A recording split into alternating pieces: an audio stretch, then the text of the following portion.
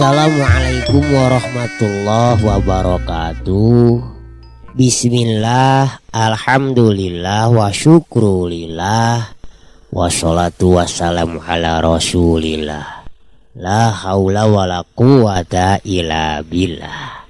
Aturan dulur barani wilujeng patepung dangu patepang sora ngalangkungan jomantara dina acara anu maneuh nyaeta dongeng Sunda nu disiarkeun saban dinten di radio siaran pendidikan Barani.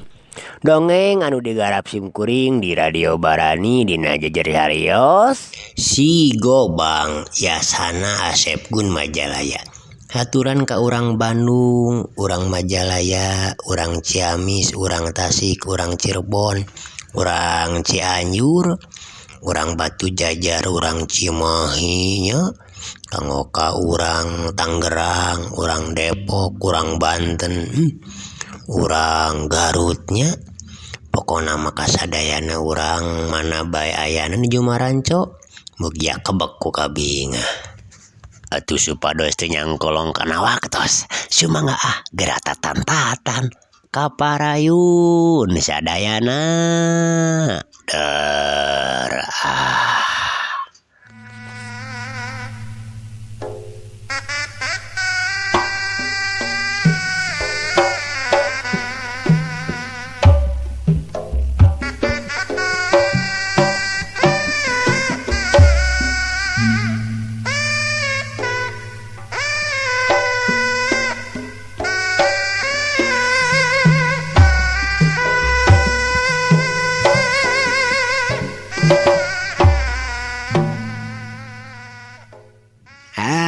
Teli lagi dengan moal naon eta sik? Tanya Ki Madhabi basa Ki Mirhasik geus asup di kajero ieu mah. Teuing naon pokona sagala aya we Kang. Tinggal sesana da geus soreng sang dagangan ge lah di warung teh. Nu di bengkolan teh geuningan. Ceuk Ki Mirhasik bari nu nadahareun anu dibuntel ku daun cau. Hareupeun Ki Madhabi. Keun bae sasaoge ge nu penting mah poe ayeuna bisa ngaganyel beuteung urang. Sok atuh barang jeung si laing euy. Sejeuna teh bari kop leungeunna kana goreng ulen am di dahar siang moalkeun menyikeun ka cacamuilan jiga anu mirasana keur panonna buburi lengan jiga anu nenjo jurig eueuh huluan. Kunaon Kang? Melag euy dina gengrong euy aduh minta sai. Ceuk Ki Madhabi bari nyeklan beungna ulah rusut teuing atuh barang daharna. Lain rusut teuing deuleu akaneunna geus liat jai bade mendet dina gengrong buru pajokotkeun cai. Kela dagoan sagedeung. Koloyong Ki Mirhasik ngoloyong ka lawang dapur teu lila geus ngrunjung deui bari mawa cai dina gayung batok. Ieu Kang, bae cai tadi nya. Kayeun euy diegeun. Ceuk Ki Madhabi lek-lek weh Ki Madhabi teh nginum cai tina gayung batok nepi ka beakna eureuleu weh teu rab. Aduh hakana nu poe iraha ieu teh cenah asik coba liat coba meuniga ngabagel kieu teh asli nyawa teuing nu penting mah ayeuna we bisa dahar Kang. Ting poe iraha da kuring kitu tatanya sakitu ayana. Paingan aduh cik mana bakona yeuh. Aya teh ngaja tadi menanya kotina laci tukang warung nyawa ngeunah nyawan teu bakona mah. Ceuk Ki Mirhasik mikeun bako jeung dungkawungna ka Ki Madhabi. Nya lumayan sakieu mah teu hangit teuing euy jiga nu tadi lain kumaha saterusna ieu pipetan urang teh yeuh keur ka hareupna sik euy. Tanya Ki Madhabi bari ngenyot udud dungkawungna. kuring mah nya kumaha Kang we, kuring mah moal nyawanan. Tapi kan bae ulah waka isu kan, dewek hayang istirahat lah sampai 2 poe ieu mah. Page eta urang mimiti miang. Urang ngajorak galembur si Jaweng heula euy. Halah, sanyeri hate dewek mah. Tuman wae tah aki-aki lebokeun jurig jarian teh euy. Moal disesakeun ku dewek mah. Rek ditumpur lodaskeun kabehanana jeung balad-balad sekalian. Kajaba lamun daek jadi balad kurang. Nya gitu ade we lah. Terus iraha rek ngajorak ka tempat nasi gobang. Pan si mangkeluk eta anu tujuan urang utama mah nyata rek ngarebut gobang kabuyutanana. Keun kewe eta malah mun geus beres modaran si Jaweng heula yeuna malah jeung sakabeh balad-baladna. Hiji-hiji lah we asik lah. Ceki madhapi tandes. Dulur Barani. Gancangna carita saenggeus meunang 2 poe Ki Madhapi jeung Ki Mirhasik caricing di imahna. Nya akhirna dina poe katiluna duanana mimiti rek ngajalankeun paniatanana nyaeta rek ngayakeun balitungan ka Bah Jaweng katut balad-baladna. Wanci tunggang gunung panon poe masih keneh panas karasana kusabab harita geus mimiti nincek ka usum halodo. Angin leutik ngahiliwir nebakan adang daunan tangkal anu kaliwatan kuno keur lumampah. Ki Madhapi jeung Ki Mirhasik keur patinggar di Gleumpang mapai-mapai jalan darmaga walungan anu dikencak katuhueunana ngeplak pasawahan jeung pakebonan anu pating rumpuduk ngahalangan panenjo jalma anu aya di beh ditueunana eta kebon. Aya moal digogobrogna aki-aki bongkok teh kira-kira nasik euy. Tanya Ki Madhapi bari jongjon leumpang.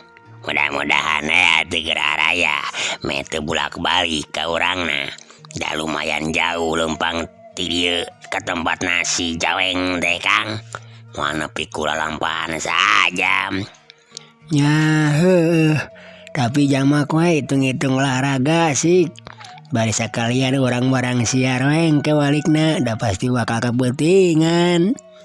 Ya kuduna kitu meh teu loba lengkah nu kapijeun.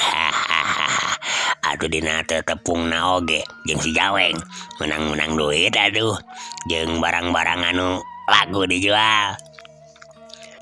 Lamun digogobrogna si Jaweng loba badogeun mah urang sakalian we ringki deui. Panari kitu mah teu kudu hese dineangan badogeun ka tempat sejen. Bener teu sih? Tah gitu hade atuh sakalian we mendayung 2-3 pulau terjangkau menyelam sambil minum kopi lah. Sambil minum air meureunnan.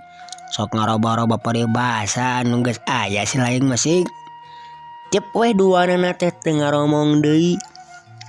Barang keur jongjon laleumpang kitu katempo di hareupeunana aya saurang jalma anu keur diuk handapkeun tangkal cangkring nu aya di sisi jalan anu rek diliwatan ku maranehna duaan.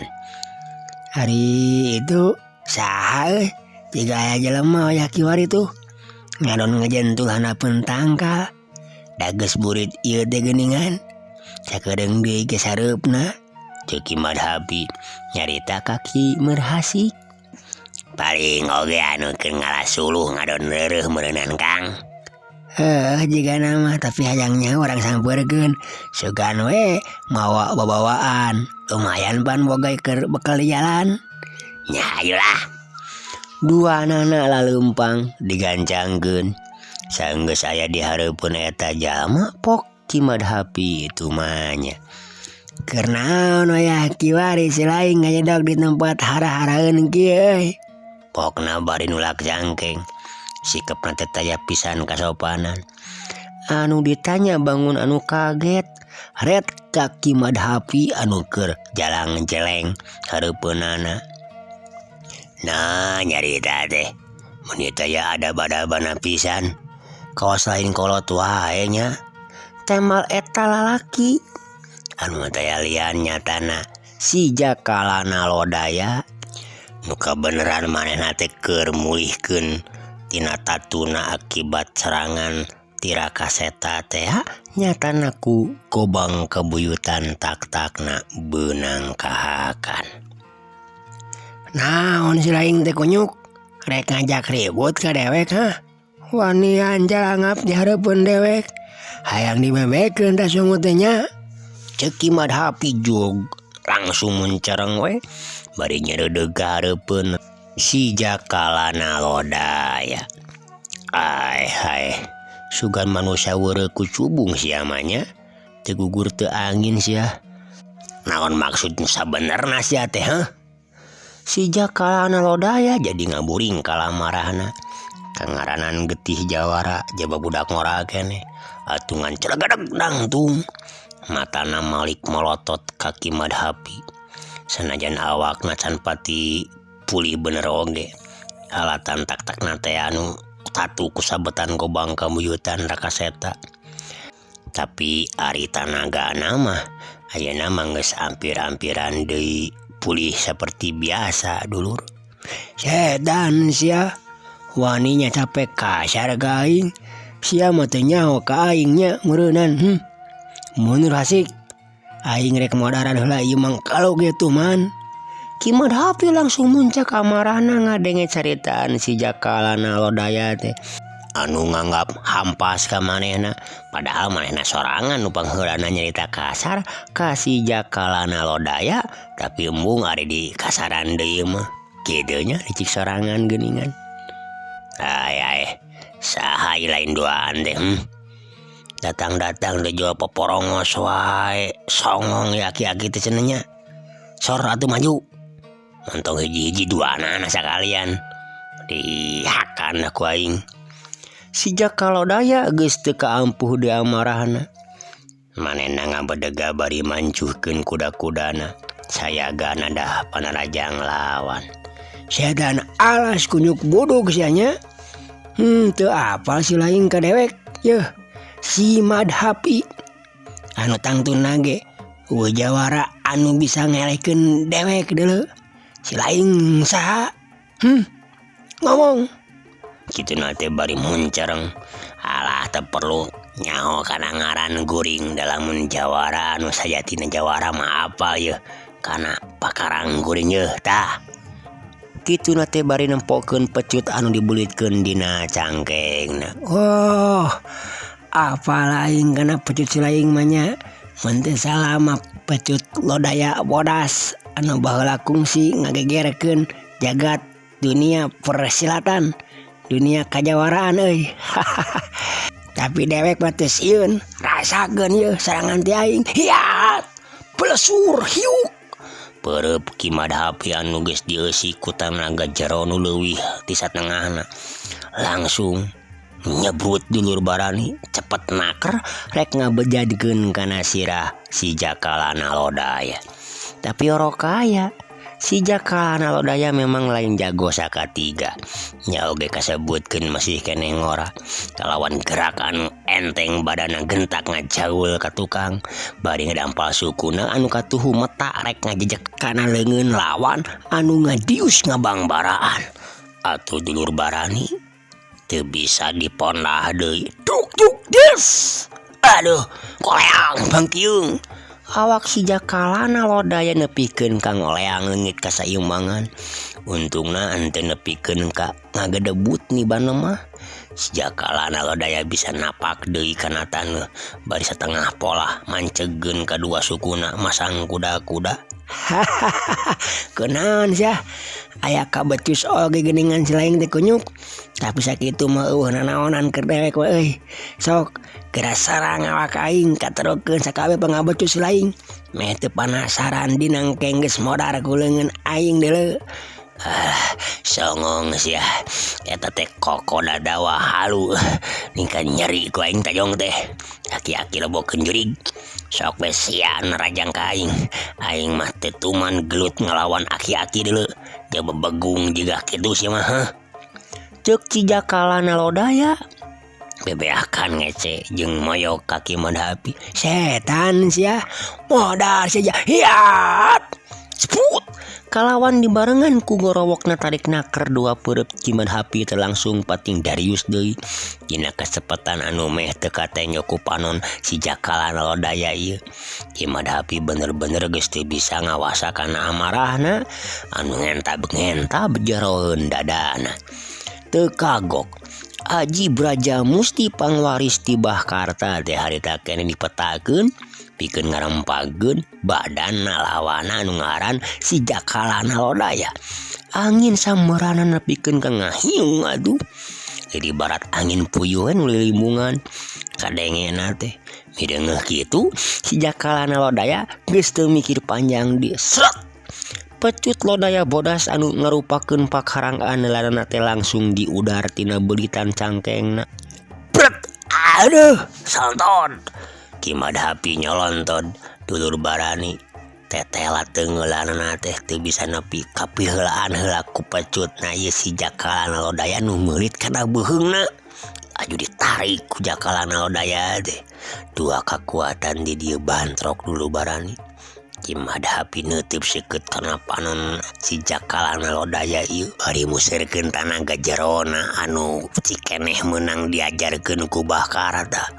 Dua anana nepikeun ka papolong-polong atuh. Kalayan panon anu sareukeut dua anana teh cincirining keur ngawaratak arajian dua anana dulu bami ka ngarebul awakna atuh. Lila kalila ceprut solonton. Awak si Jakalana lodaya jadi nyolonton ka hareup. Disampakeun ku peureup Ki Madhapi anu geus dieusi ku ajian Braja Mustina cekuk kana dadana. Waduh, kleang kubrak.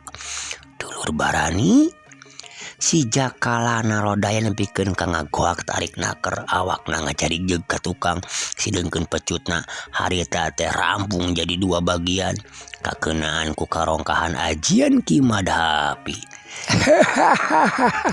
Dasar mangkel kesangong tinenyonya salawan sia anu sabenerna ye nganakeun pecut kitu patut wae nya dipake ngalawan ajian dewek deuleu.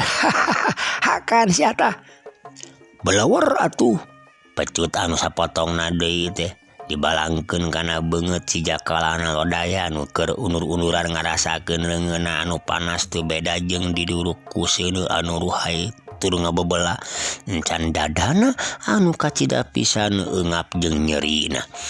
Untung sakitu ge dulur keunana ka si Jakalana lodaya lamun seuka batur mah wah ting kumaha ieu teh nya ka jalma-jalma borostrong mah kudu atuh pikeun katutung mawak lah teh.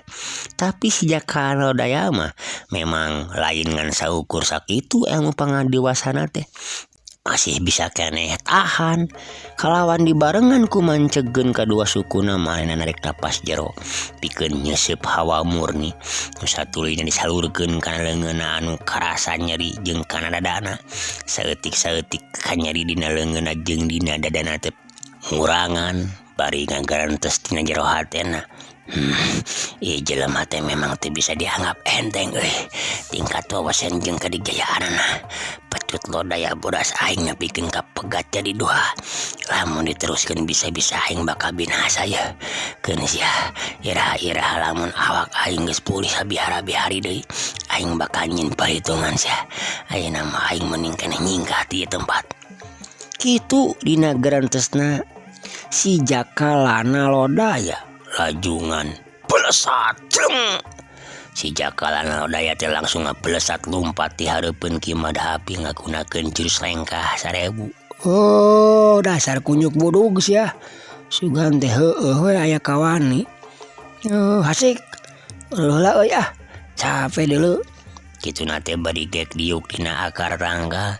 Kimir hasik oge nurutan diuk gigireunana. Nya Kang, saha eta bemenyet anu bieu teh Kang nya? Ngabogaan pecut lodaya bodas yeuh. Tapi geuningan heuh ku akang meueuh naonannya. Baheula mah apa eta pecut si lodaya bodas teh pada mika hayang Kang. Heuh, nyawa tuh teuing saha? Kakaran heuleu dewek oge euy. Lain Kang. Burik keningan ayeuna Kang euy. Sigana mah bakal kapeutingan ye urang teh Kang. Keun bae lah, kena penting nu mampa mah.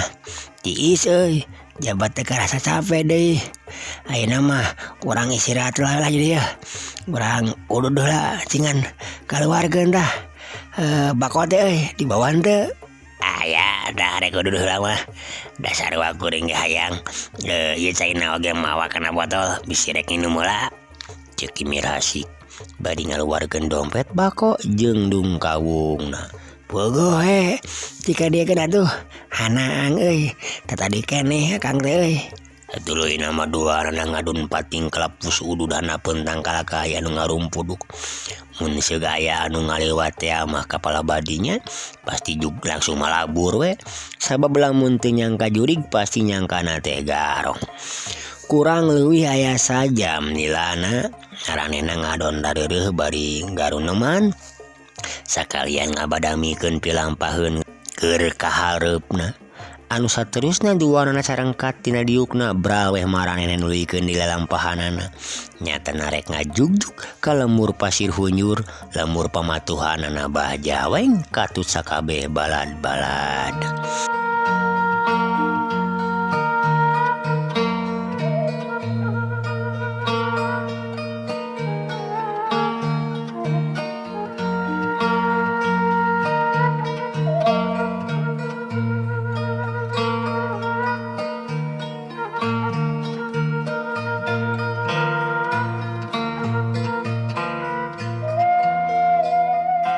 Dulur barani nu saati kanca dangu nu satuhu baraya nu satia di mana wae ayana.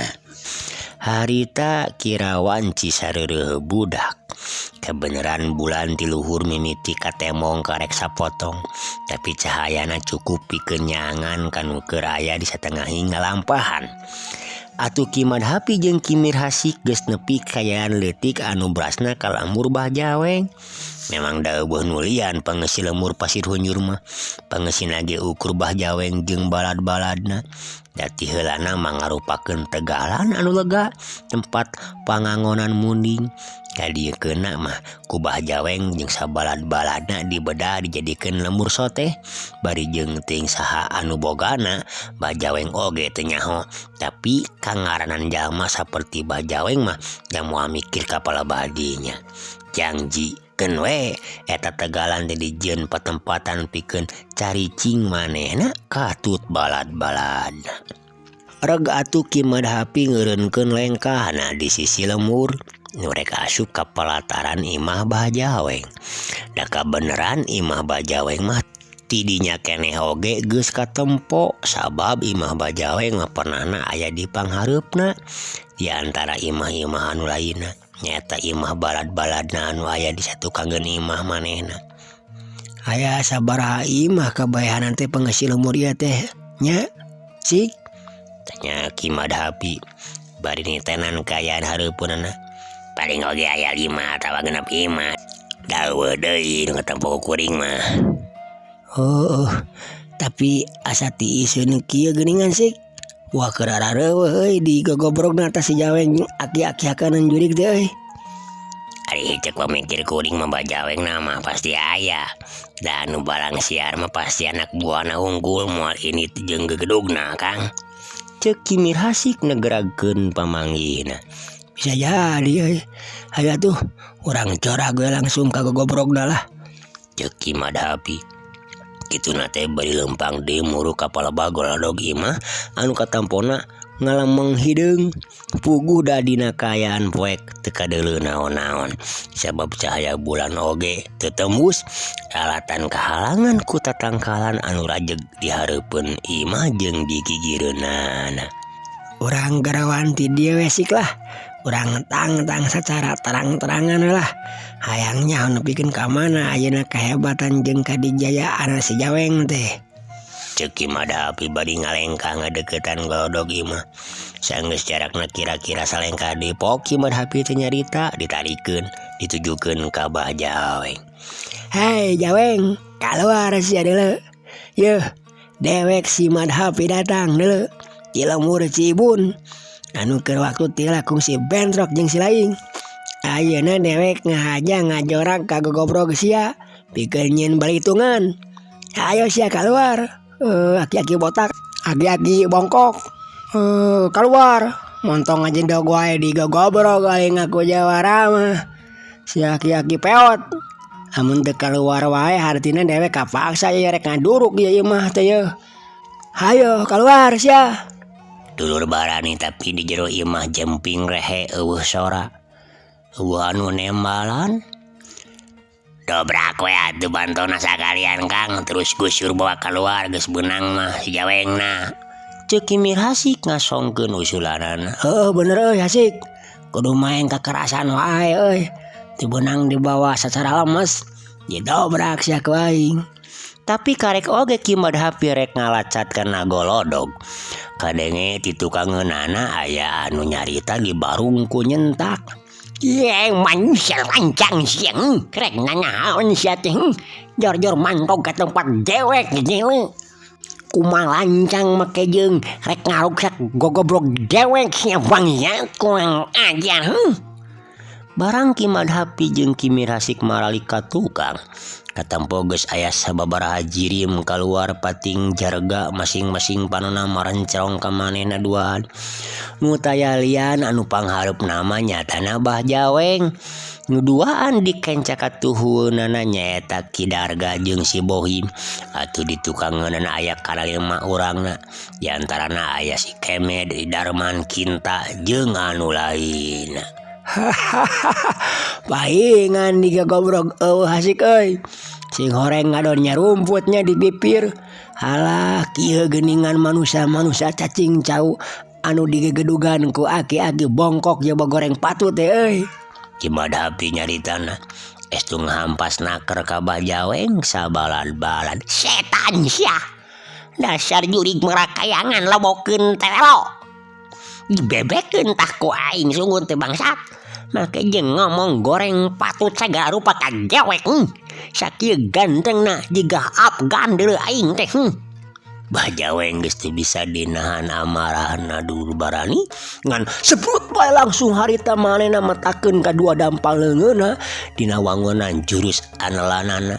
Harita keneh pating hariuk rek ngarah kana beungeut Ki Madhapi.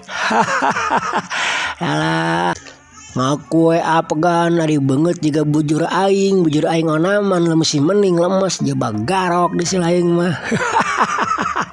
Kituna teh baring kilek manehna teh ngageserkeun awakna laju nonyokeun peureupna ka Bah Jaweng, tapi Bah Jaweng ge lain jawara sakatiga tuh. Harita Bah Jaweng ngalegot ka gigir bari nyodokeun peureupna deui ngarah kana ke kemplong Ki Madhapi anu kaayaanna harita masih ngalayang di gigireunana. Atuh Ki Madhapi ngageserkeun kuda-kudana jadi pahareup-hareup ayeuna mah dulur barani jeung Bah Jaweng. Hiuk.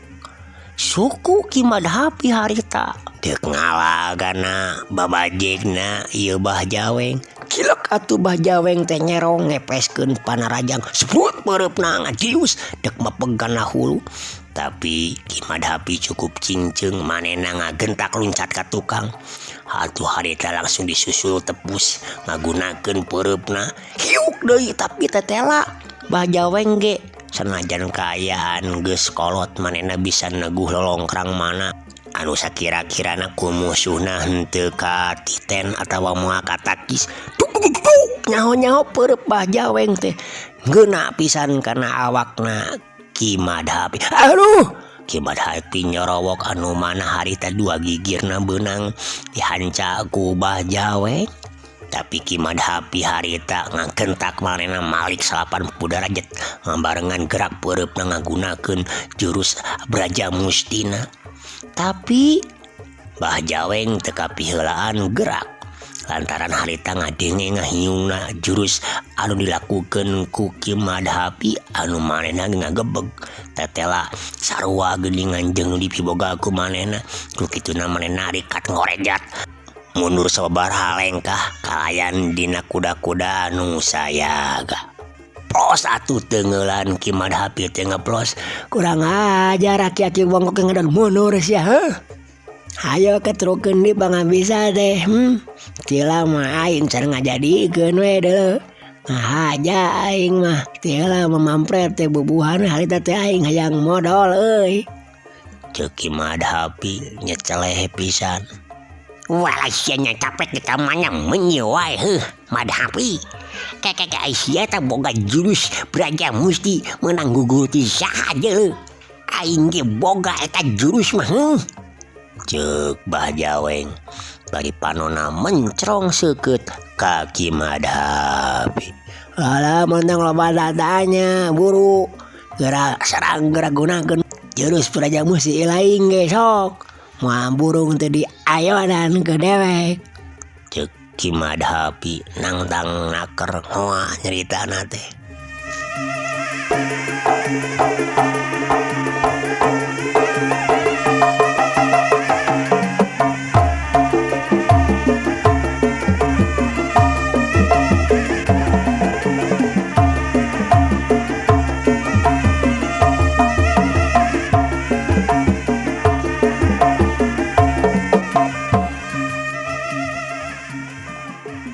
Dulur barani nusati kancadangu nusatuhu baraya nusatia.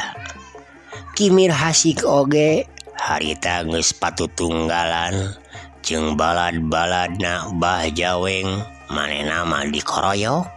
Anu mana harita Kidarga si Bohim kinta kabeh ngarapuk ka Kimir hasik. Lumayan kawalahan oge ari jeung hareupan loba mah. tapi dina kacepetan jeung dina nyingkahan peureub-peureub lawanna teh Hiji oge anu kena harita mah. Sabab ayeuna mah Kimir hasik teh mibogaan ajian atawa ilmu anu katambahan ti Abah Karta teh. Tapi ari ripuhna mah karasa ku manehna teh. Harita ge manehna kadese ku si Bohim jeung Kidarga teh dulur. Moda rahasia ayeuna mah Mir hasik.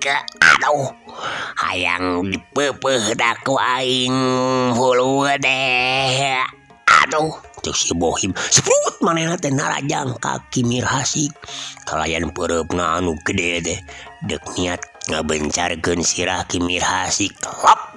Lok plos atuh tenggelan si Bohim teh ngancangin. Tapi si Bohim harita manehna langsung nilepkeun peureub katuhuna anu tadi dipake nyerang teh. Laju cuk kena kana pipina Kimir hasik. Bangsat sia.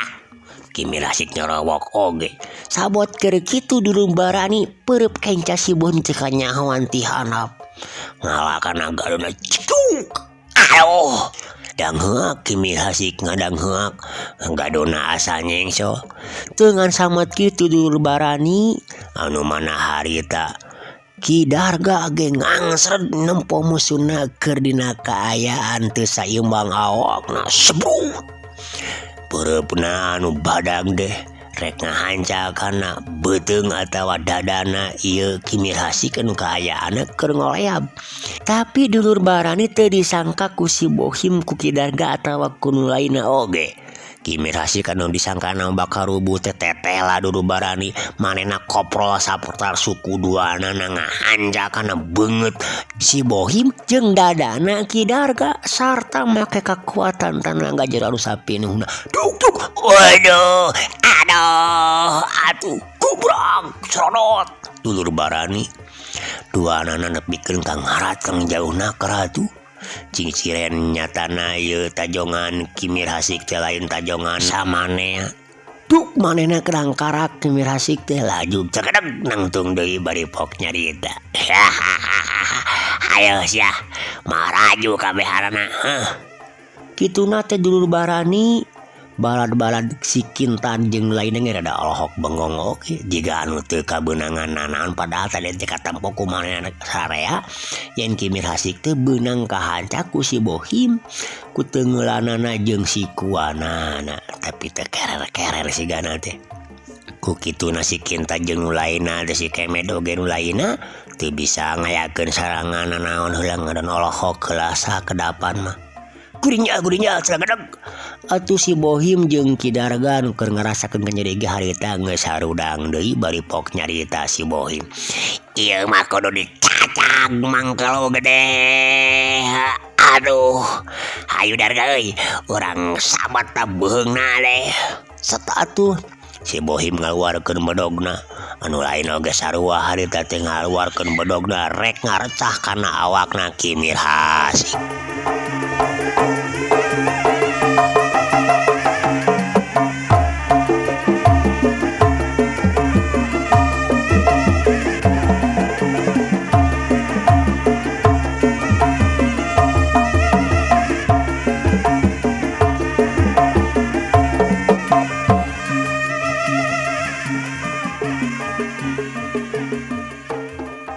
Dulur barani ayeuna balikan deui ka Ki Madhapi jeung Mbah Jaweng anu keur harita keur papolong-polong teh ya. Kurang ajar gunyuk rawun sia. Pikeun dewek yeuh nu katelah si Jaweng morek mere ampun ka sia deuleu. Anu geus kumawanyi cuman kakang ngajorag ka tempat aing. Rasakeun sia setan. Iya. Sarita sakujur awak Mbah Jaweng katempo ngageleter hebat tur tarik naker. Sorot matana katempo hurung mencorong lir sorot mata macan kumbang sugan mah. Atu dua sukuna dijegangkeun sidengkeun dua pasang leungeunna dina wangunan anu dipeureupkeun ngacung ka luhur. Blesat musiat. Kalawan teu katempo ku panon lahir, jirimna sakiat ngeblesat muru kapala Mbah Jirim Ki Madhapi nu harita masih kene ngajega dina kuda-kudana. Ki Madhapi oge teu bisa ningali kana jirim Mbah Jaweng anu nyeleber bari ngirimkeun teungeulan ajian ka dirina. Anu kajadianan lain di mata ngaranjugna jeung reuasna pikeun Ki Madhapi. Sabab teungeulan Mbah Jaweng teh teu bisa-bisan katakis. Nyaho-nyaho geus pating jalebrod neungeul pisan kana dadana. Tuk tuk jebrod. Aduh, Ki Madhapi nepikeun ka ngoceak panjang naker atuh. Awakna langsung ngagedebut nangkarak bengkang luhureun lemah. Jungkel jumpalik atuh harita teh. Katibanan ku teungeulan kasebut teungeulan aji rengkah gunung anu arang langka digunakeun ku Mbah Jaweng. Ku aheng-ahengna ieu ajian Mbah Jaweng palebah dadana Ki Madhapi teh geseng hideung nimulkeun bau hangit daging anu kaduruk. Mireung kajadian anu tumiba kitu kalancek saperguruanana Ki Mirhasik oge anu keur ngayonan Ki Daga jeung si Bohim katut sababaraha lawanna harita. Manehna pohara ngaranjugna jeung reuasna. Satadina manehna rek luncat rek muru ka palebah Ki Madhapi anu geus ngabebengkang jiga anu geus teu daya nganyawaan. Tapi lawan-lawanna anu teu mere kasempetan terus ngangesreg ngirimkeun serangan-serangan ku bedog-bedogna anu pating kolebat. Cing gurilap atuh dulur bani mata pikareuwaseun anu antukna Ki Mirhasik ukur bisa nyingkahan-nyingkahan jeung unur-unuran nyingkahan gempuran-gempuran Ki Darga jeung sabatur-baturna. Cuh, sugan kudu kitu sia setan kumayua deureu make nang tang kaing modar sia ayeuna mah bangsa. Cek Mbah Jaweng bari ngalengkah ngadeuketan ka Ki Madhapi anu masih teu empes-empes. Tapi barang geus deukeut Mbah Jaweng pohara ngarasa kaget anu lain meus-meusan atuh. Sabab katingali ku manehna harita dada Ki Madhapi anu kakeunaan ku ajianana jol ngebul. Saeutik-saeutik lita jiga nu lita deui. Anu akhirna gurinjal Ki Madhapi teh gurinjal hudang celagedeg nangtung panonna hurung mencerong ka manehna. Henteu gampang deuleu euy. Rek ngabinasakeun aing mah si aki-aki bongkok. Aing nyangking ajian Brajamusti. Moal aya ajian naon bae anu leuwih luhur tibatan ajian aing sanajan sia ge boga, tapi ajian aing mah geus sampurna deuleu. Ki Madhapi nyaritana di barungku nya kakak. Make jeung nyebutkeun moal aya anu nandingan sagala rupa. Tawas nu geus nyaho wae kumaha nu lain ilmu-ilmuna. Wah, nyata aya onjoyna oge geuning pangabecus lain teh euy kunyuk rawun. Tapi loba kene deuleu ajian-ajian dewek anu leuwih aheng jeung hebat batana anu tadi deuleu. Malah aing ge boga ari Brajamusti mah. Teh Mbah Jaweng teu eleh gertakna. Bari jeung ari dina jero hatena mah manehna ge ngaku kana kahebatan ilmu Ki Madhapi teh anu cikene kasaksian ku panonna sorangan tetela ajian Brajamusti anu dipiboga ku lawanna teh leuwih sampurna tibatan anu dipiboga ku manehna. Wah, siang ngomong jigan aing ge nyaho siang ngarasa sober ku pangadiwasana aing aki-aki lebokeun tetelo ya. Setan diremukeun tah babatok teh ku aing ya tersebut. Bah Jawe geus teu kaampeu di amarahna Ngadengen caritaan Ki Madhapi anu jelas-jelas ngaledek ka dirina. Kalayan dibarengan ku gorowokna tarik naker leungeun jeung sukuna harita mata. Pating Darius rek ngarah kana sakujur badan lawana. oro kaya Ki Madhapi oge teu cileureun leungeun katuhna dipake nakis kalawan make kakuatan anu rohaka Atuh sukuna Bajaweng dijejak ku sukuna deui. cuk dua kekuatan bantrok dulur barani Pating dari jeung dua mundur ka tukang. Ih kurang ajar sih. Cek Bajaweng harita anu da ngajaul ka tukang lumayan jauhna aya kana ti ulengkana. Atuh Ki Madhapi ge sarua mundur aya kana ti ulengkana. dibinanakeun yen Ieu Bajaweng jeung Ki Madhapi teh memang lawan anu satanding. Ki Madhapi ge ngaku dina dirina yen musuhna teh geuningan lain lawan bantrak-bantrakeun. dulur barani atuh Kimir Hasik anu kedirempuk ku balad-baladna Bajaweng Nyatana aya Ki Darga, si Bohim, oge aya si Kinta, si Kemed, si Darman, jeung Ki Jampang, malahan Mas Karso ge aya nyilu nyerang. harita anu pating hariuk nyatana teungelan jeung bedog-bedogna teh Aya keanehan jeung aya kejadian nu luar biasa dulu barani. Sakumaha bisa pusploske nakisan jeung nyingkahan bedog lawan angraya wae nu keuna atuh. harita bedog si Bohim waktu keur diteungel beungeutna ku Ki Darga tuluy ngelok si Bohim ngambatkeun bedogna kena kana awakna tapi Kimir Hasik teu cecel teu bocel Geus kitu disusul ke bedogna Mas Karso jeung bedogna Ki Jampang oge bedogna si Kinta keuna pisan kana awakna ieu Kimir Hasik. Tapi dulu barani kejadian nu aneh geus kitu teh cung waduh tawat kabeh musuh-musuh Kimir Hasik ngajarengkang naramru atuh sabada ngadekeun bedog-bedogna kana awak Kimir Hasik anu jigah keuna kana cadas satu sugan mah. Sabab harita Kimir Hasik teh nyatana mibanda ilmu pamerena ti Bakarta. Sok-sok gerah hudang geus ya. Tapi montong waka ayeuna sabab waktosna kabujeng seep deuleu. waktosna dulur teu karaosnya parantos seep cag atuh carios dongeng Sunda si Gobang urang cekapeun heula dugi ka dieu. Insyaallah menawi Allah ngarasakeun enjing pagete urang teraskeun deui. Kang Ius ngaturkeun sewu nuhun. Undur kantun dulur. Wassalamualaikum warahmatullahi wabarakatuh. Permios.